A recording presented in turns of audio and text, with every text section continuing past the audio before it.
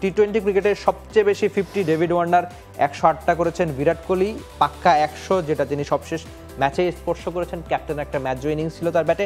Babar Azam 90, Christopher, Henry, Gayle, ইনওয়ার্স বস 88, Jos Buttler 86।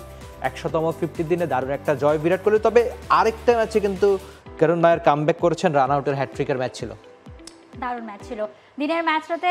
RCB তারা জিতেছে রাজস্থানের বিপক্ষে, এবং রাতের যে ম্যাচটা ছিল দিল্লি ক্যাপিটালস এবং মুম্বাই ইন্ডিয়ান্স, দিল্লি ক্যাপিটালস টানা ম্যাচ জিতে যাচ্ছিল, টেবিল টপার ছিল। মুম্বাই ইন্ডিয়ান্স এদিকে অনেক নিচের দিকে ছিল, কিন্তু কালকের ম্যাচটা মানে বলে না যে মানে এক মোমেন্টে ম্যাচ ঘুরে যেতে পারে, কিন্তু এক মোমেন্টে ধরেন ম্যাচ ঘুরে যাওয়ার কোন ধরনের ম্যাচ হয়? ধরেন আপনার রান আর বল খুব টাইট অবস্থানে আছে, তাই না, যে আপনার একদম মানে একটা 6 বা একটা 4 হয়তো বা ব্যবধান করে দিতে পারে, কিন্তু টানা 3 বলে 3টা রান আউটের হ্যাট্রিক যে একটা ম্যাচ এভাবে ঘুরে দিতে পারে। তাও দেখেন শেষ 2 ওভারে মানে রান ছিল তাদের মাত্র কত দরকার ছিল, এবং 9 বলে 15 রান শেষ পর্যন্ত। 9 বলে 15 রানের সমীকরণ এই ম্যাচ মানে দিল্লি ক্যাপিটালস হারতে পারে। আশুতোষ শর্মা ছিলেন মানে ক্রিজে, মানে কিভাবে সম্ভব হলো, মানে 3টা রান আউট টানা পরপর। আচ্ছা, আমরা যদি একটু করুণার কথা বলি, তিনি রঞ্জি ট্রফিতে 16টা ইনিংসে 863টা রান করেছেন, 53 গড় ছিল। বিজয় হাজারি ট্রফিতে 8টা ইনিংসে 779 রান করেছেন, তার ব্যাটিং গড় ছিল 389। এই অবিশ্বাস্য সংখ্যাটা বলে দেয় যে তিনি কতটা ভালো খেলেছেন। আর সৈয়দ মুস্তাক আলী ট্রফিতে মানে সবশেষ আসরগুলোর কথা বলছি, তিনি 255 রান করেছেন, 42 গড় ছিল, 177 স্ট্রাইক রেট।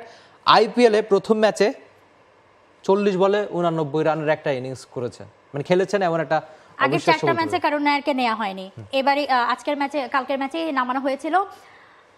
লাস্ট সময়গুলোতে মুস্তাক আলী ট্রফি থেকে শুরু করে বিজয় হাজারি, রঞ্জি ট্রফি সবগুলোতেই বেশ ভালো পারফর্ম, আপনি বলছিলেন মানে দুর্দান্ত পারফর্ম করে তিনি আবার মানে আইপিএলে ব্যাক করেছেন 3 বছর পর। লাস্ট তিনি 2018 না কত মানে 3 বছর আগে মনে হয় খেলেছিলেন। 3 বছর পর দারুণভাবে আইপিএলে ব্যাক করে এবং 40 বলে 89 রানে ইনিংসটা খেলে, এবং এটা তার সর্বোচ্চ আইপিএলে, তার সর্বোচ্চ ইনিংস। এর আগে মনে হয় 83 রানের ইনিংস ছিল, এটাই তার সর্বোচ্চ রান। অ্যামেজিং। যদিও ম্যাচটা লাস্টলি দিল্লির হারতে হয়েছে সেই 3টা রান আউটের কারণে, বাট করুণ নায়ার ম্যাচের টোনটা খুব দারুণভাবে সেট করে দিয়েছিলেন। দিল্লির আসলে এই ম্যাচটা জেতার দরকার ছিল, যেটা উচিত ছিল আসলে। তবে আরেকটা ব্যাপার, এই লম্বা সময় পর ভুল না করে থাকলে আইপিএলে প্রায় 7 বছর পর তিনি 50 করেছেন। আর সঙ্গে আরেকটা ব্যাপার হচ্ছে তার নামটা হচ্ছে ওই মানে তিনি একজন বিখ্যাত ক্রিকেটার কেন বা লোকে তাকে কেন মনে রাখে, কারণ তিনি ট্রিপল সেঞ্চুরির পর বাদ পড়েছিলেন, এরপর মানে তারপর আর কোনো ম্যাচ খেলেননি টেস্টে। আপনি চিন্তা করুন, একজন ক্রিকেটার, আর ভারতীয় ক্রিকেটের প্রেক্ষাপটটা এমনই যে তাদের কত বেশি ক্রিকেটার রয়েছে। আমাদের দেশে হতো কি একজন ট্রিপল সেঞ্চুরি করেছে, হ্যাঁ মানে তাকে পরের 15টা টেস্ট আমি নিশ্চিত তাকে খেলাবো, 15টা ম্যাচ তিনি পাবেনই। For more updates, subscribe to our YouTube channel and click on the bell icon. Follow us on Facebook and Instagram. Download T-Sports app to enjoy exciting games and highlights. Visit tsports.com.